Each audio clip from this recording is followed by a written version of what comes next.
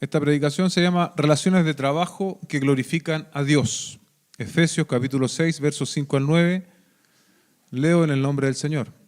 Siervos, obedezcan a sus amos en la tierra con temor y temblor, con la sinceridad de su corazón como a Cristo, no para ser vistos como los que quieren agradar a los hombres, sino como siervos de Cristo, haciendo de corazón la voluntad de Dios.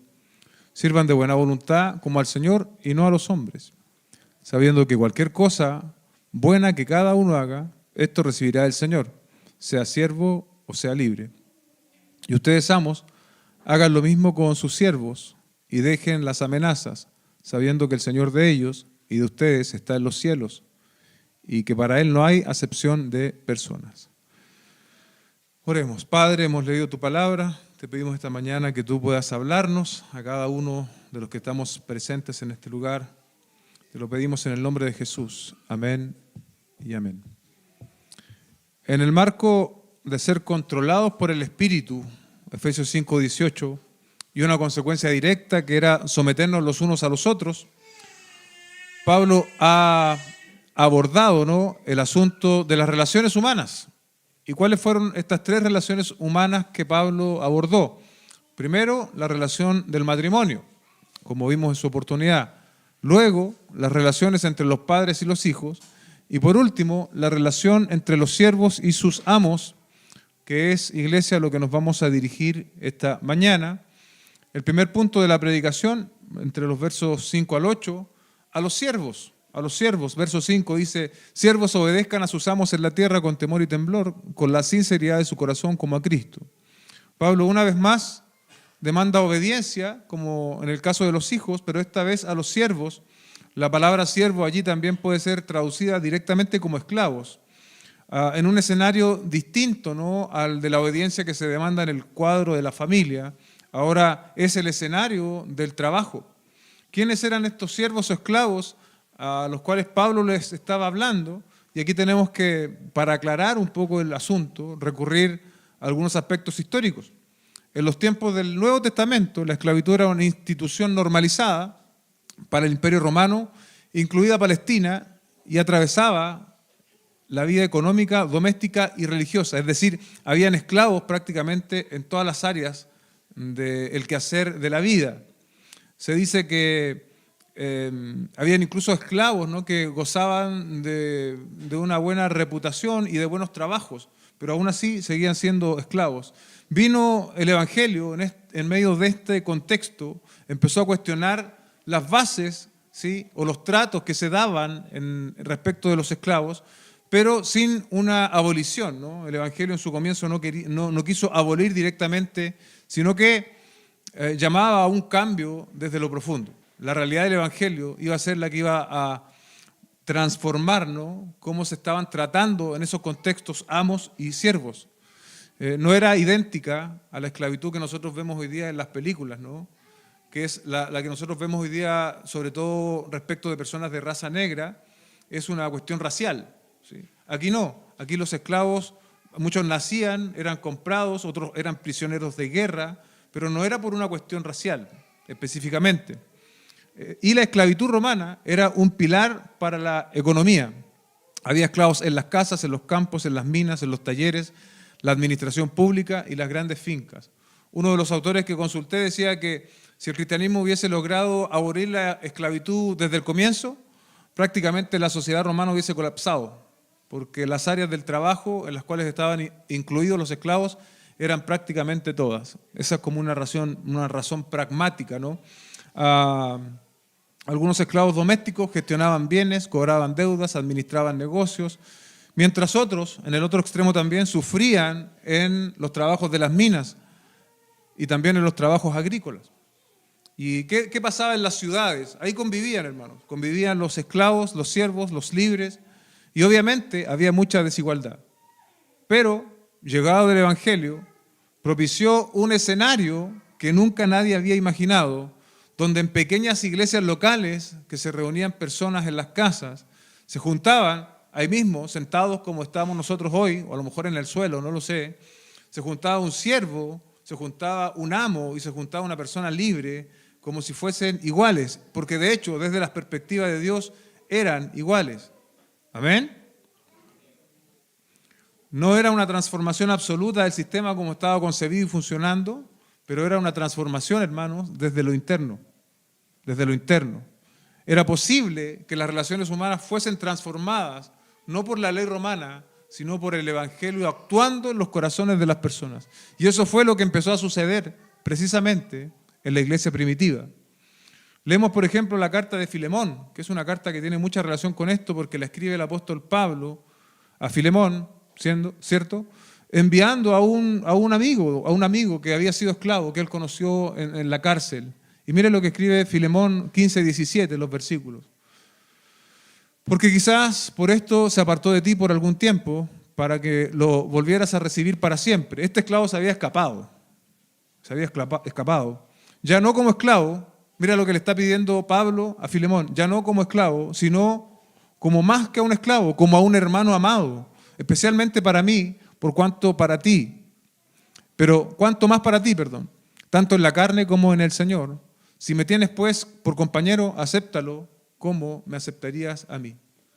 Pablo está rompiendo con las definiciones de esclavo y de diferencia, porque está diciendo que este esclavo no debiese ser aceptado por parte de Filemón como si lo aceptara él mismo. Algunos esclavos, como dije antes, podían recibir un salario, ahorrar y conseguir la libertad. De hecho, el apóstol Pablo hace esta alusión también en una de sus cartas, el que pudiese ser libre, procúrelo. Sin embargo, hermanos, seguía siendo el esclavo, no podemos matizar esto, una propiedad legal. El esclavo era visto como un objeto, el dueño tenía la prerrogativa, el derecho de vender, castigar, separar familias, y muchos esclavos sufrían grandes abusos. Aún la ley romana, después de Cristo, empezó a sufrir ciertos avances y empezó a legislar. Tampoco era un muy buen negocio castigar a un esclavo al límite de la muerte, porque era un bien preciado, ¿sí? Era un bien preciado en ese contexto. Entonces tampoco era necesariamente el peor de los escenarios para los esclavos, porque eran vistos como bienes, pero como bienes que había que cuidar. Era una especie, digamos, de inversión, ¿sí? Pero, otra vez, como les dije recién, el Evangelio vino a cambiar esto. Empezó con algo que fue una realidad más bien interna, pero incluso cuando se termina por abolir la esclavitud, muchos de los que estuvieron allí y participaron fueron personas creyentes que defendieron, ¿no?, la igualdad delante de Dios, como también nos muestra este mismo texto hacia el final. El texto entonces, una vez sabiendo este contexto un poco más amplio, hay mucho más que decir, pero yo solo quisiera eso para que tengamos en mente de lo que estamos hablando. Ahora dice: siervos, obedezcan a sus amos en la tierra, con temor y temblor, con la sinceridad de su corazón como a Cristo. No es un llamado por parte de Pablo claramente a la insurrección o a la rebeldía. El término aquí es por el contrario: siervos o esclavos obedezcan a sus amos en la tierra. Lo que un siervo convertido al cristianismo debía hacer no era rebelarse, según lo que el apóstol Pablo está diciendo, sino que obedecer. Y aquí hay algo particular que puede pasar por alto: a sus amos en la tierra. Pablo está delimitando este señorío, ¿no? Este señorío es de tipo terrenal. No se parece en nada al señorío celestial. Es de tipo terrenal y por lo tanto también debiesen saber nuestros hermanos esclavos de aquel tiempo de que era pasajero. Incluso, hermanos, si nosotros lo llevamos a nuestra propia realidad, lo que nosotros hoy día hacemos para ganarnos la vida es también pasajero. Hay que hacerlo con responsabilidad, pero hay que hacerlo con la perspectiva de lo eterno. Imagina usted esta situación, en ese contexto que yo le decía antes, un siervo y un amo se convierten al Señor y son parte de la misma comunidad. Incluso el siervo podía ser el que tenía el don de la enseñanza. Entonces, podía estar el siervo enseñando y el amo sentado ahí escuchando. Esa era la realidad absolutamente nueva que trajo el Evangelio a la sociedad romana, a la sociedad judía de aquel tiempo también. Pero ¿qué pasa cuando este amo y este esclavo que estaban en esta situación de igualdad en la iglesia volvían a sus casas? Cuando volvían a la casa del amo, es muy probable que este siervo, que había estado enseñándole a su amo sentado, tuviese yo enseño en la iglesia, y ahora tengo que trabajar para el mismo amo que me está escuchando. Ahí tiene sentido el obedezcan, ¿no? Porque podría el siervo de manera no correcta entender de que, bueno, ya que somos iguales en la iglesia, entonces yo no te tengo que obedecer. No, por el contrario, lo que Pablo viene a hacer, siervos, obedezcan a sus amos en la tierra, obedézcanlos. Que esta realidad de la iglesia no se transforme en una excusa para la rebeldía, sino que para actuar conforme deben hacerlo. El siervo no se podría relajar. Pablo dice, no, es necesario que obedezcan los mandatos de sus amos. Esto es una situación de que ambos fuesen cristianos, ¿no? Tanto el amo como el siervo. Probablemente pasaba algo distinto cuando solamente los amos eran cuando los siervos eran los creyentes. Pero Pedro precisamente habla de esta situación, cuando solamente los siervos o los esclavos eran creyentes. En 1 de Pedro capítulo 2, verso 18 al 21, leemos lo siguiente.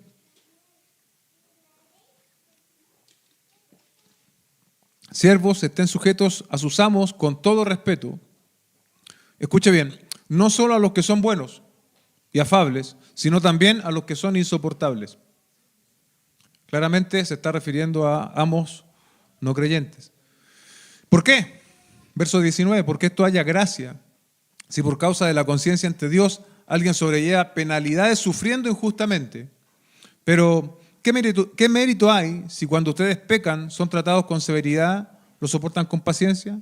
Pero si cuando hacen lo bueno sufren por ello y lo soportan con paciencia, esto haya gracia con Dios. Porque para este propósito han sido llamados. Pues Cristo sufrió por ustedes, dejándoles ejemplo para que sigan sus pasos. Ahí está el escenario, ¿no?, de un siervo que está siendo maltratado. La obediencia a los amos en la tierra, como dije antes, se delimita a esta expresión, en la tierra, delimita los alcances, es de orden pasajero. Sin embargo, a pesar de que es pasajero, es necesario obedecer. La obediencia, al igual como dijimos en el caso de los hijos, está dentro del marco de lo que Dios había ordenado. Si un siervo era mandado por su amo a matar a otra persona y ese siervo era un creyente, digamos que no debiese obedecer. Aunque sabemos que las repercusiones de no obedecer podrían ser bastante serias, porque un amo podía castigar hasta producir la muerte. Pero no es distinta la situación que vivieron muchos de nuestros hermanos en los primeros 300 años de la historia, donde si ellos no confesaban que el César era el Señor y negaban que Jesucristo era el Señor, eran utilizados como antorcha humana, eran echados a las bestias, a los leones, eran crucificados, eran decapitados, y muchos de ellos lo hicieron. Como dijo el apóstol Pedro, ¿no?, frente a los religiosos de la época, es mejor obedecer a Dios antes que a los hombres. Es mejor obedecer a Dios antes que a los hombres.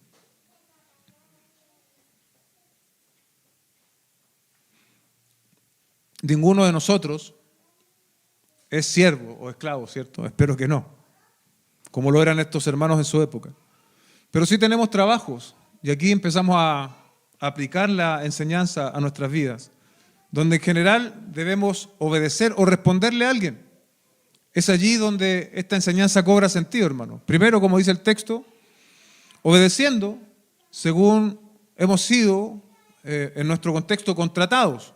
Usted, cuando en general llega a un lugar, hace un contrato donde se compromete a trabajar ciertas horas, a hacer determinado trabajo.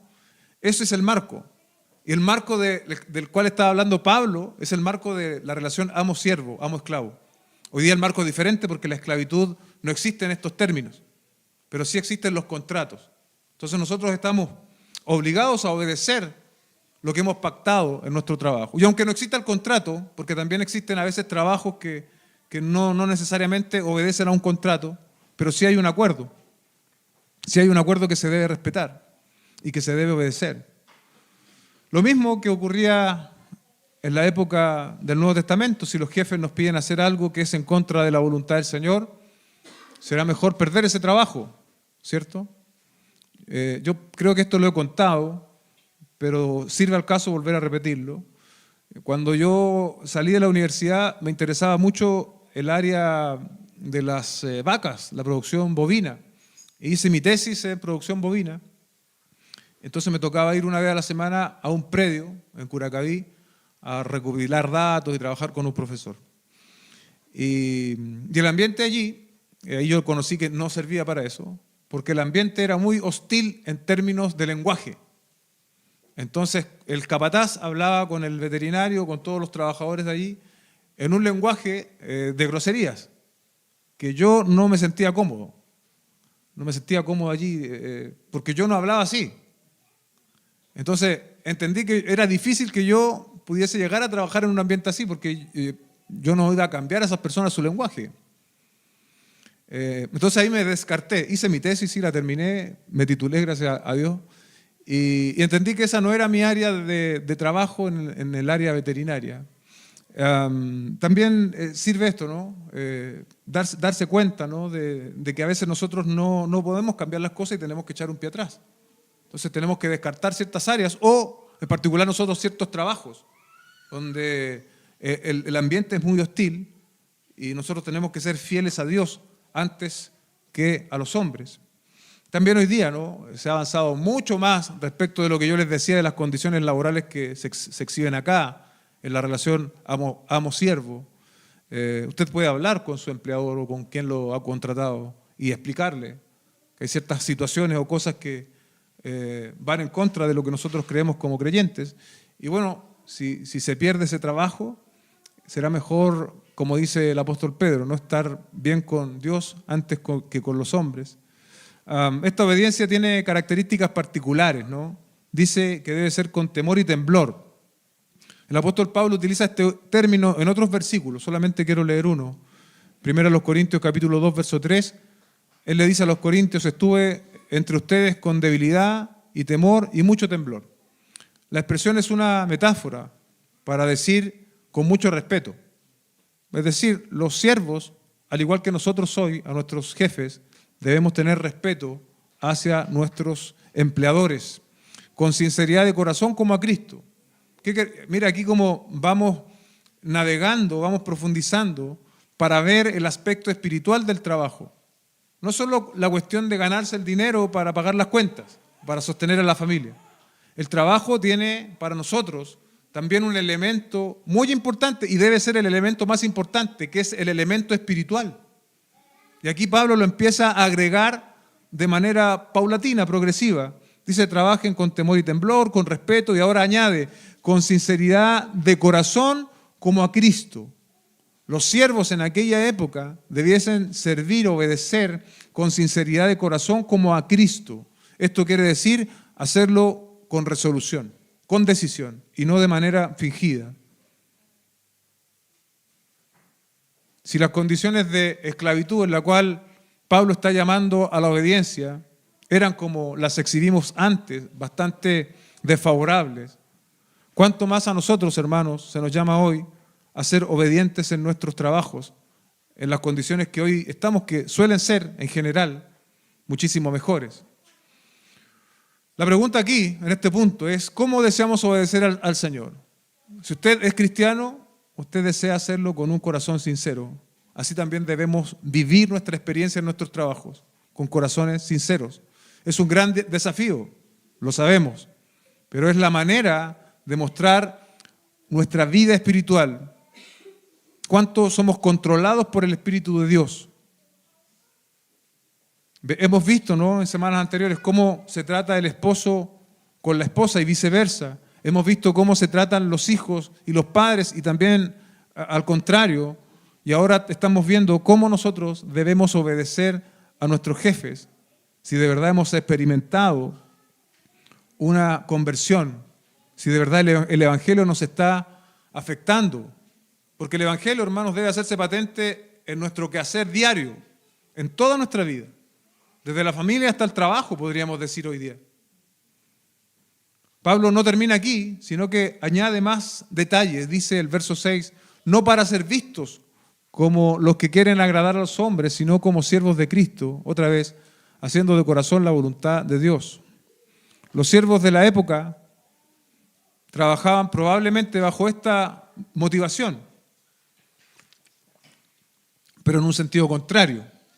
Los siervos de la época, para ser vistos, para agradar a los hombres, bajo la supervisión de los amos, podemos pensar que el trabajo se hacía de manera diligente. Y cuando los amos no estaban, el trabajo era con un esfuerzo mínimo.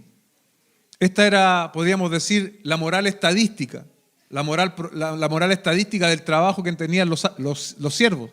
Porque es lógico, ¿no? Ellos estaban siendo maltratados. Entonces, ¿por qué esforzarnos tanto? Cuando el amo se va, yo sigo trabajando, pero no con tanta intensidad. Pero mira lo que Pablo les está diciendo. No para ser vistos. No como los que quieren agradar a los hombres, sino como siervos de Cristo. Haciendo de corazón la voluntad de Dios. No por imposición, no por miedo al castigo, sino con Cristo al frente. Ya no está esta relación de siervo-esclavo, pero los principios expuestos aquí tienen aplicación para nosotros. Y tenemos que preguntarnos hoy día, hermanos, ¿qué clase de trabajadores somos? ¿Tenemos esta perspectiva espiritual del trabajo, de que lo hacemos para Cristo? ¿No lo estamos haciendo para los hombres, sino para Cristo? Ser un trabajador responsable es parte de la voluntad de Dios para nosotros. ¿Y cómo se expresa eso? Yo creo que lo sabemos, pero solamente para recordárnoslo esta tarde ya. Un buen trabajador es una persona puntual, como decimos acá en Chile, es una persona que no saca la vuelta, que no va cada 5 minutos al baño, que no pierde el tiempo en el trabajo, que cumple con los acuerdos tomados.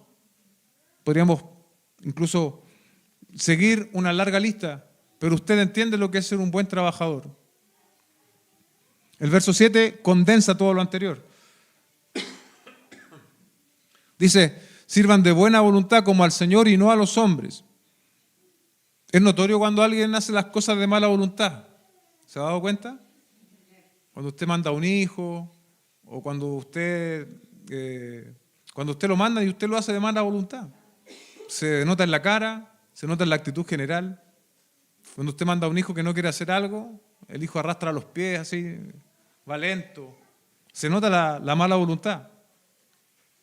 Hay personas que a veces, tristemente, ¿no?, en los años que llevo en la iglesia, me ha tocado ver. Aquí hoy día no hay ninguno, así que no se preocupe. Que se nota que no vienen de buena voluntad. Vienen como obligados. Están con las caras largas. Y no es que estén una vez con la cara larga, no. Siempre que vienen, están con la cara larga, están enojados, están como obligados. Se nota que no vienen de buena voluntad. La buena voluntad, en cambio, es diferente, ¿no? Es comprometida, la buena voluntad es proactiva. Aquí hay hermanos de buena voluntad, son proactivos, están haciendo las cosas antes que alguien se los diga. Y es así como nosotros debiésemos trabajar. La buena voluntad sonríe. ¿Sí? Cuando está trabajando, ¿usted sonríe cuando hace su trabajo? ¿Lo hace de buena gana? ¿Lo hace de buena voluntad? ¿Y sabe por qué la buena voluntad tiene estas características de compromiso, de ser proactivo, de hacer las cosas con buen ánimo? Es porque tiene las bases claras. Lo hace como al Señor. Eso cambia todo. Cuando alguien trabaja como al Señor, eso cambia todo. Y no a los hombres. No importa que tú seas un gerente, un gran profesional, o tal vez tengas una paleta en tu mano para hacer que los autos paren o sigan, como vi hace un par de días acá. Es el trabajo que le dieron a unas personas y está bien, en un paso cebra, para ordenar que los autos se detengan, pero hacerlo para el Señor. Eso hace toda la diferencia en nuestra actitud. Un comentarista dice, como a Cristo los creyentes actúan para con los demás debido a su relación con Cristo, no por lo que los demás merecen. Mira qué interesante, no por lo que los demás merecen. Esta es de cierto en los esposos y esposas, padres e hijos, amos y siervos. Los creyentes hacen de las personas su prioridad debido a la imagen de Dios y el amor por ellos, no por sus méritos personales. Rescatando aquí incluso un principio más amplio, ¿no? Que importante es saber que todo lo que estamos haciendo es para el Señor. No para los hombres, no para la institución, no para el pastor, no para el nombre de la iglesia local. eso nos permite, nos inclina a seguir haciéndolo, porque tenemos una deuda. Si usted ha sido alcanzado por la gracia del Señor, tenemos una deuda que no podemos pagar. Por lo tanto, nuestro servicio, nuestro trabajo al Señor es mínimo en respuesta a lo que Él ha hecho por nosotros.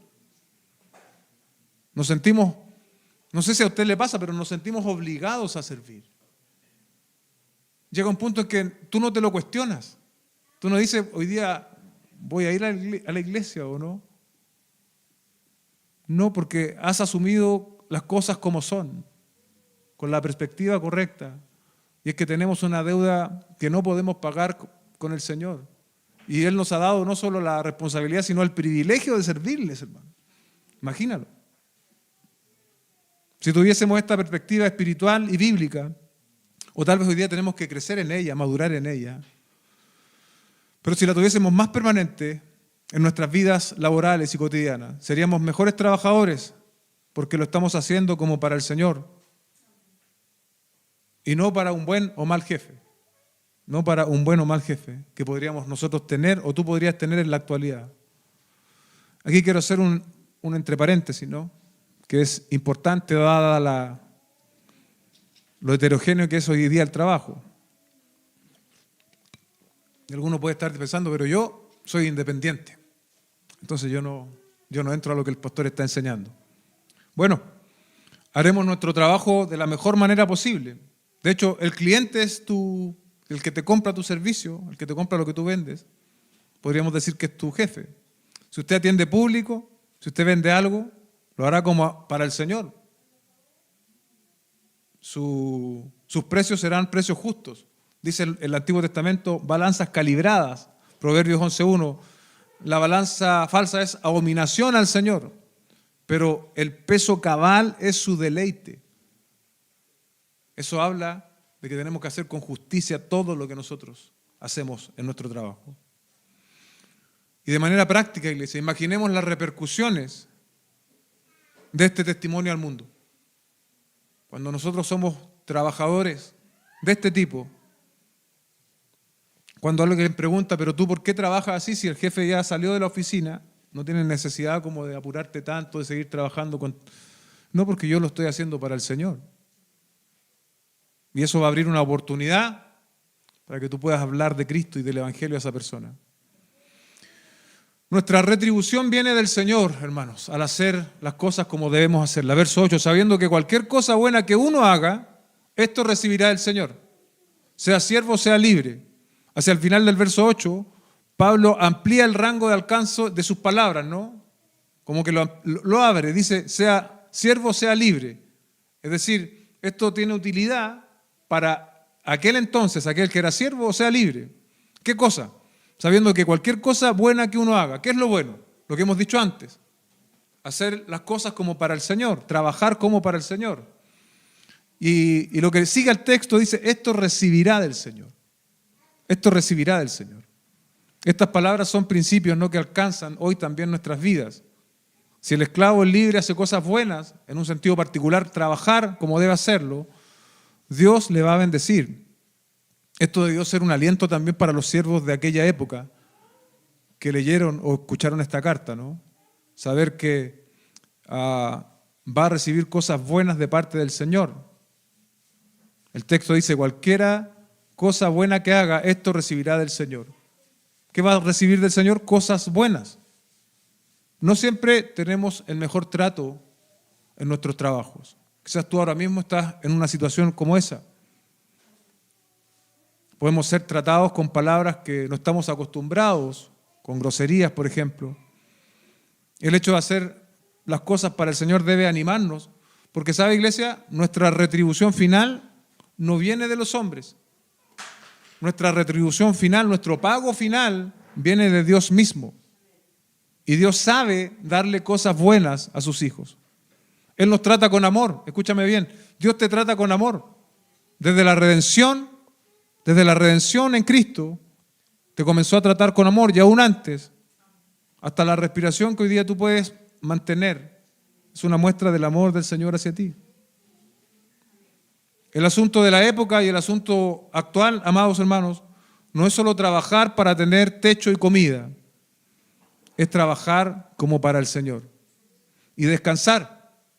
Si hoy día tú estás en esa tensión laboral,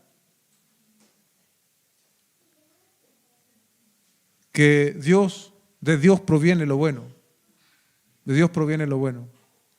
Me acordaba mientras preparaba este sermón de una experiencia que me compartió un hermano en la radio. Y él me decía que en un tiempo, hace unos 30 años o más, él estaba trabajando y la situación en donde él trabajaba no estaba muy bien. A veces le pagaban un poco de su sueldo, a veces se lo pagaban desfasado, digamos, porque la situación no estaba bien. Y él tenía dos hijas ya, niñas, y en ese tiempo su esposa quedó embarazada, estando la situación bien inestable económicamente. Y entonces, bueno, él dijo, los hijos siempre son una bendición.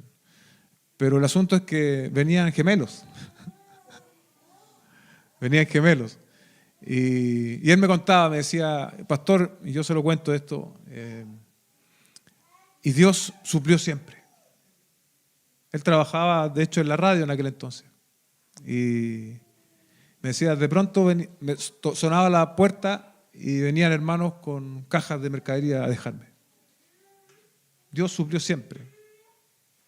Y yo pensaba en esto porque el texto dice, sabiendo que cualquier cosa sabiendo que cualquier cosa buena que uno haga, esto recibirá el Señor. Y Dios, hermanos, sabe proveer para nosotros sus hijos. Dios sabe proveer. Pero tenemos que seguir persistiendo en hacer cosas buenas. Nuestra gran necesidad es la visión clara que nos permita ver a Cristo y colocarlo delante de nosotros.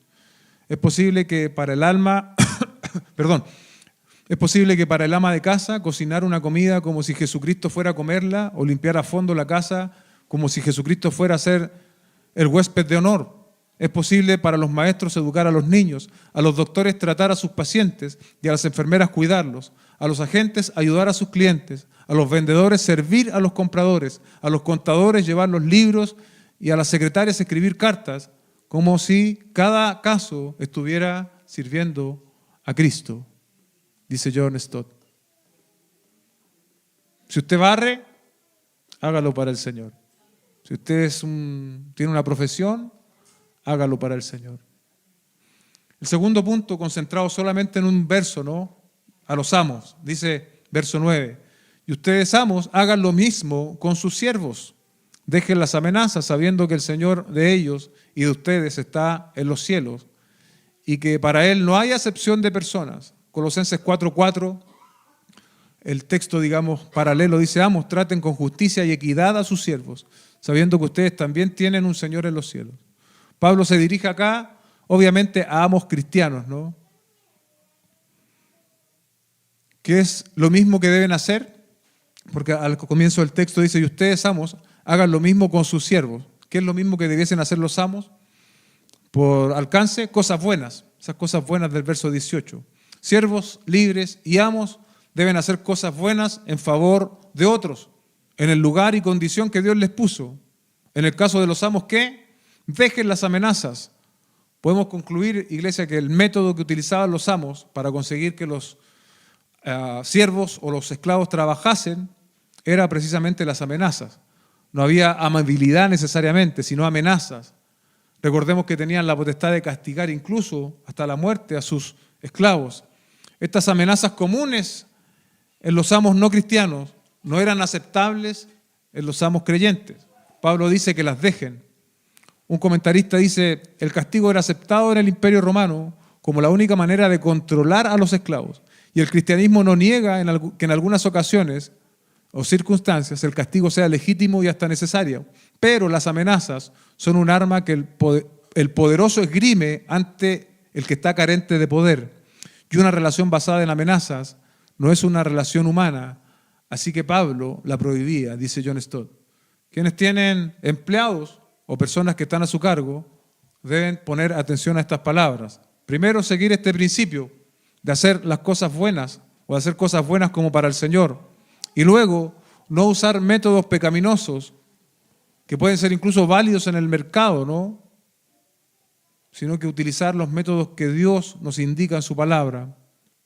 Tiene que saber, hermano, que esa persona que está a cargo suyo tiene la imagen de Dios también, independiente de que no comparta la fe. Porque a veces decimos, no, pero no es cristiano. Entonces, ¿tratamos bien a los cristianos? No. Tiene la imagen de Dios. Merece ser tratado con esa perspectiva. Amén.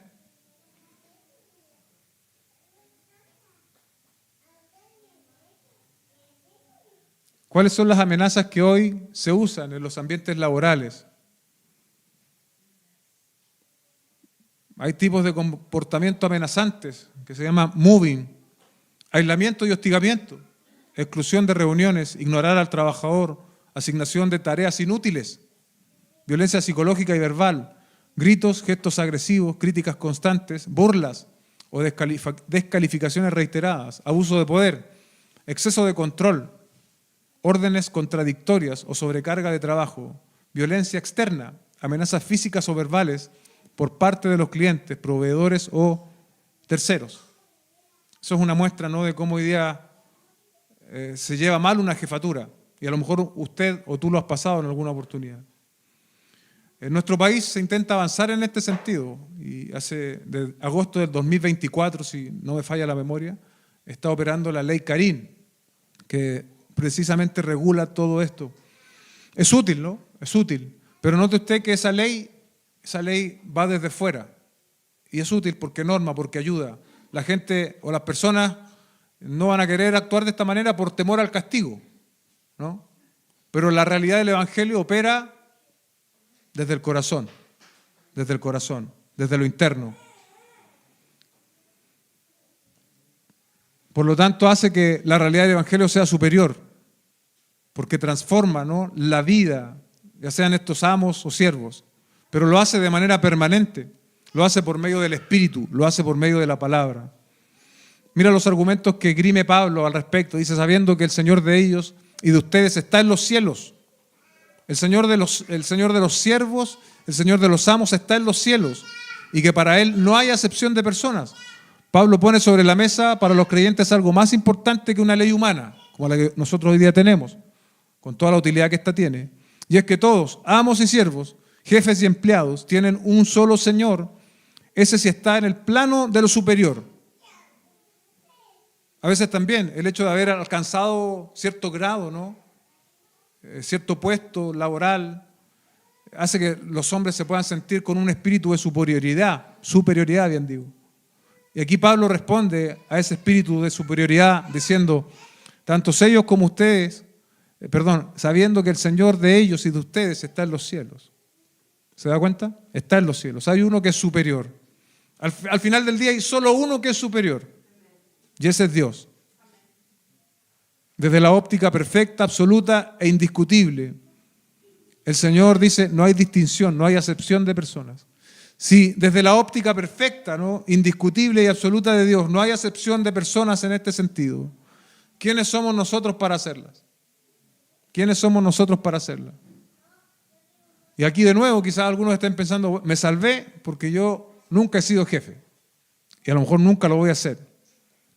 Pero este principio también aplica a otras situaciones. Por ejemplo, cuando tú vas a hacer un trámite, de esos que a nadie les gusta hacer, y no recibimos la respuesta como nos gustaría recibirla, o nos hacen esperar, o nos dicen directamente que no se puede hacer cuando nosotros sabíamos que sí se puede hacer. Sabemos que el que está detrás del mesón tiene que guardar la compostura y seguramente no va a responder como le gustaría porque quiere conservar también su trabajo. Cuando estamos en estas escenas, también aplica este principio. Tiene que usted acordarse de que esa persona que está atendiéndolo detrás del mesón también está bajo la autoridad del Señor. Tal vez no en un sentido de cristiano, pero sí está bajo la autoridad del Señor, en un sentido de que es una criatura de Dios y lleva su imagen. Para Dios, amados hermanos, no vale más un gerente que un junior, no vale más un millonario que un mendigo. Él no hace acepción de personas y quiere que nosotros, sus hijos, tampoco las hagamos. Como hace algunos años escribí, no importa si tú eres de los que llama al delivery o si tú eres el delivery, no importa, no importa. Lo importante es que nosotros no hagamos acepción de personas nunca, hermanos.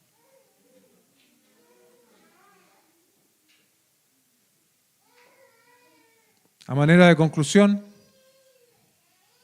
el mayor problema humano en las disputas entre patrones y obreros es que cada lado se concentra en asegurarse sus propios derechos e inducir a la otra parte a cumplir su parte. Pablo, sin embargo, revierte el énfasis. Insta a cada parte a concentrarse sobre sus responsabilidades, no sobre sus derechos.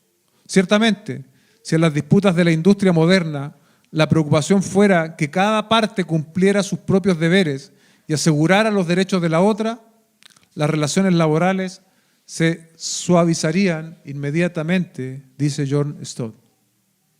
¿Sabía usted, según la inteligencia artificial, la estimación de horas que nosotros trabajamos llega a 90.000?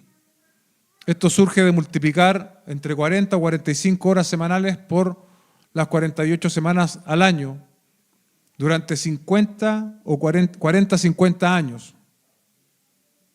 Esto representa un 33% del tiempo despierto en la adultez.